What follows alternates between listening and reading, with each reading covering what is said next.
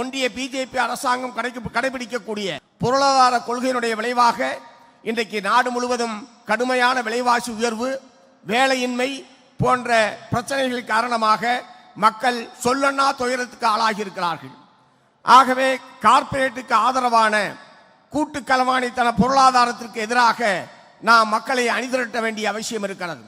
சமீபத்தில் சென்னையில் மாநகராட்சி துப்புரவு பணியாளர்கள் போராட்டத்தை ஒட்டி ஏராளமான வாத பிரதிவாதங்கள் என்பது தமிழகத்திலே நடைபெற்றுக் கொண்டிருக்கிறது. நவீன தாராளமய கொள்கையை மாற்றவே முடியாது, நவீன தாராளமய கொள்கையில் தனியார் மயம் என்பதும் ஒப்பந்தம் என்பதும் தவிர்க்க முடியாத ஒன்று என்கிற முறையில் தனியார் மயத்தையும் ஒப்பந்தத்தையும் மதிப்பூதியம் தொகுப்பூதியம் போன்றவற்றையும் நியாயப்படுத்தக்கூடிய வகையில் ஏராளமான விவாதங்கள் என்பது தமிழகத்திலே நடைபெற்றுக் கொண்டிருக்கிறது. இதற்கு சரியான பதிலடியை இடதுசாரிகள் கொடுத்தாக வேண்டும்.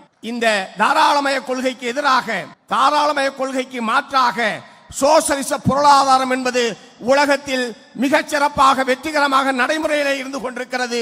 வேலையின்மையை ஒழிக்க முடியும், ஒப்பந்தத்தை ஒழிக்க முடியும், மதிப்பூதியம் தொகுப்பூதியம் என்பதற்கு மாறாக நிரந்தரமான வேலை பாதுகாப்பு, வாழ்வுக்கேற்ற ஊதியம் என்பதையெல்லாம் உலகத்தில் பல நாடுகளில் நம்மால் உத்தரவாதப்படுத்த முடித்திருக்கிறது என்பதை தமிழ்நாட்டு மக்கள் மத்தியில், இந்திய மக்கள் மத்தியிலே வலுவாக நாம் எடுத்து செல்ல வேண்டும். ஆகவே இந்த மக்களுக்கு விரோதமான பொருளாதார கொள்கைகளை நியாயப்படுத்துவதை ஒருபோதும் நாம் அனுமதிக்க கூடாது என்பதை இந்த நேரத்திலே நான் இங்கே எடுத்து சொல்ல விரும்புகிறேன். இல்லை என்று சொன்னால் நம்மை போன்றவர்கள் மாற்று பொருளாதார கொள்கை என்பதையே முன்வைக்க முடியாத ஒரு நிலைமையை நாட்டிலே ஏற்படுத்தி விடுவார்கள். தமிழகத்திலே அத்தகைய ஒரு நிலைமை ஏற்படுவது என்பது நம்மை போன்ற இயக்கங்களுக்கு மிகப்பெரிய இடையூறாக அமையும் என்று நான் எச்சரிக்கை செய்ய விரும்புகிறேன். ஆகவே துப்புரவு பணி என்பது நிரந்தரமானது என்று சொன்னால் அந்த ஊழியர்களும் நிரந்தரமானவர்களாகத்தான் இருக்க வேண்டும் என்பது 100% நியாயமான கோரிக்கை என்பதை நான் எடுத்து சொல்ல விரும்புகிறேன். நானும் அருமை தோழர் முத்தரசன் அவர்களும் தோழர் திருமாவளவன் அவர்களும் மாண்புமிகு முதலமைச்சர் அவர்களை அவருடைய இல்லத்திலே சந்தித்தோம்.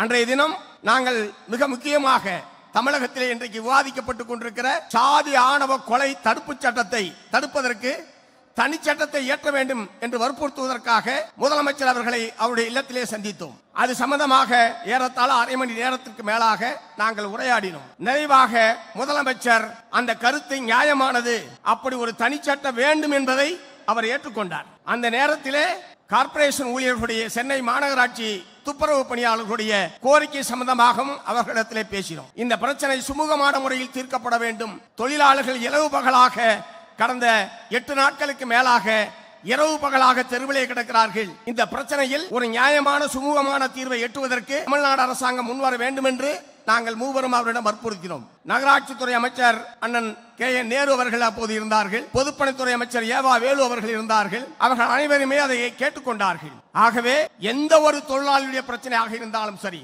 அது சாம்சங் தொழிலாளர் பிரச்சனையாக இருந்தாலும் சரி, அல்லது 8 மணி நேர வேலை நேரத்தை மாற்றுகிற பிரச்சனையாக இருந்தாலும் சரி, அல்லது சென்னை மாநகராட்சியுடைய துப்புரவு தொழிலாளர்களுடைய பிரச்சனையாக இருந்தாலும் சரி, தொழிலாளி வர்க்கத்துடைய நலனை பாதிக்கக்கூடிய வகையில் அரசாங்கம் செயல்படுமானால் அதை கம்யூனிஸ்டுகளை எதிர்ப்பார்கள்.